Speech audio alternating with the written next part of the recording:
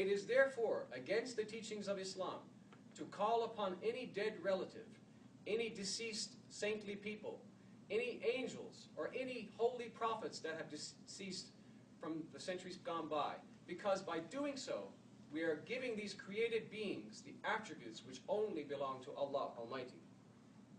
Take the prophets, for example. They were great and holy men of God, and nobody disputes that. Yet, no matter how great human beings can become, they will never deserve our worship. Because, even if they become sinless like angels, that is because they will not possess the divine and majestic, perfect attributes of God, Allah. Instead, they possess created attributes like you and I. So, therefore, we do not worship them, but we follow their good examples and their teachings, because God sent them on our behalf. In fact, it would be a major injustice if we stripped God from His worship and gave it to a member of His creation instead. Also, if we trust in other than Allah, we are destroying this aspect of Tawheed. This is where most of us fail in our Tawheed. It's okay to have a certain amount of trust in other human beings, but the ultimate trust is for Allah alone. The same with love. There are different levels to it. But again, we have to love Allah above all other people or things. Otherwise, again, we are destroying this level of Tawheed. It is necessary to understand these three categories of Islamic Tawheed as a whole in order to have the correct relationship with Allah. We maintain this unity in whatever we do, in how we perceive the world, and how we interact with people. Tawheed is the beginning of faith. But it's not just a faith, it's a way of living. For example, after commanding us to the belief in the oneness of God, the Quran tells us then to go ahead and be kind to your parents. For example, it says in chapter 17, verse 23 to 27, quote, "Your Lord has commanded that you should worship none but Him, and that you be kind to your parents.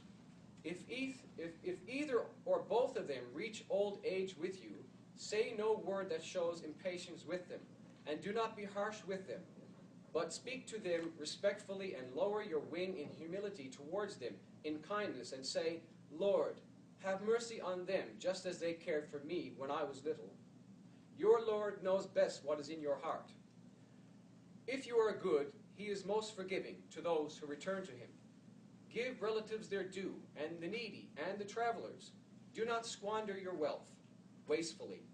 Those who squander the wealth are brothers of Satan, and Satan is most ungrateful to his Lord." So if Tawheed is not manifest in our life, in what we do, in what we say, and how we think, it means that we have fallen into some element of shirk in our lives.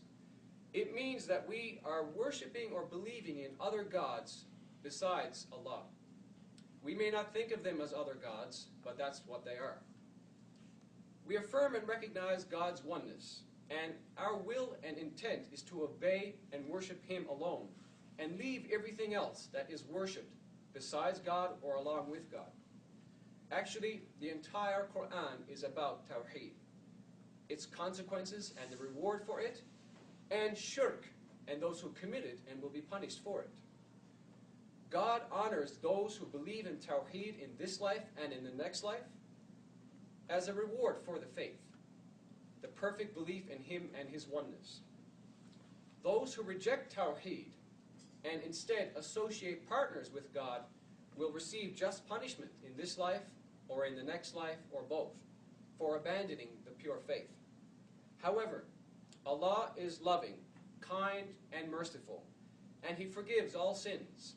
Yes, He forgives all sins, including the sin of shirk, which, as I mentioned earlier, is actually the greatest sin and form of injustice, because it is a sin in which the creation or creature rejects or denies his creator. As long as a person remains alive, the door of repentance and forgiveness is open. Those who commit the sin of shirk need to ask God's forgiveness and come to Him repentant before it is too late. So, as a brief summary, I've touched upon